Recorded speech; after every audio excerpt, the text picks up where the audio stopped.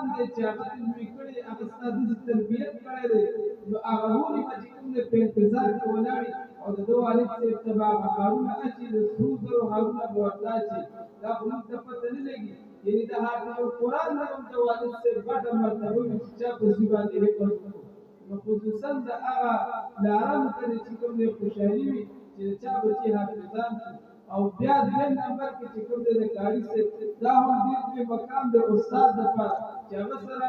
ماشوم حفظ وکړي زموږ خپله به دا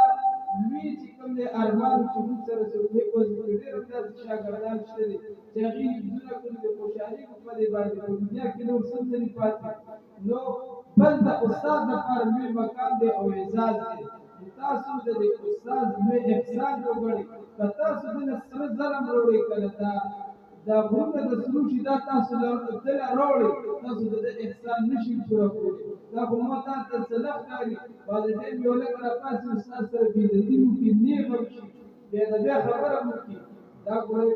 د محرومتیا سبب وګڼئ هېڅکله د استاد بېادبي ونه کوئ چېرته چې کوم ځای کې بېادبي راغله هغه کسان الله ربالعزت ذلیله کړي دي او دې مجلس ته ویستي دي د دې ډېر لوی مرتبه مقام دی د استاد ډېر لوی قدر دی د ده به ډېر خیال ساتئ د ده احسان تاسو نشئ پوره کولی په هر حال نو کم از کم د قاري صاحب چې کوم دی خیال ساتئ قاري صاحب ته دې زما د طرفه مبارک وي زما ملګری دی او الحمدلله د مدرسه کې محنت کېږي ډېر استادان به وي خصوصا زما یو کال نن تېر شو او دا د دویم کال پس بیا لاړم خو ماشاءالله دلته کې چې دا بعضې هلکانو حفظ وکړو نو قاري صاحب سره ماشاءالله ډېر زر حفظ نور استادان به محنت کوي زه دا نه یم چې نور به محنت نه کوي خو ماشاءالله د قاري صاحب دې نه خود به خود معلومه شوه چې قاري صاحب په لږ وخت کې ډېر محنت وکړو او ډېر زیات محنت وکړو دومره زر حافظان تیار نور کلاسونه هم داسې شته دی یقینو که دلته کې به زه هم دا شپوړس کلاس کوم اعتراض شانتې نه کوم خو ماشاءالله قاریان هر سړی به خپل وس مطابق سعی مطابق محنت کوي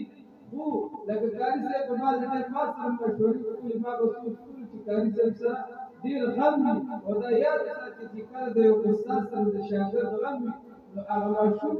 سینه الله ربالعزت خپله کلاوي د نبي علیه السلام حدیث دی او چې کله یو استاد سره غم نه وي بیا هغه ماشوم هم سبق نشي ویلی طالبان هم سبق نشي ویلی نو تاسو د دې قاري صاحب ډېر لوی احسان وکړئ الله ربالعزت په دې باندې موږ ته د عمل توفیق رانصیب کړي واخر دعوانا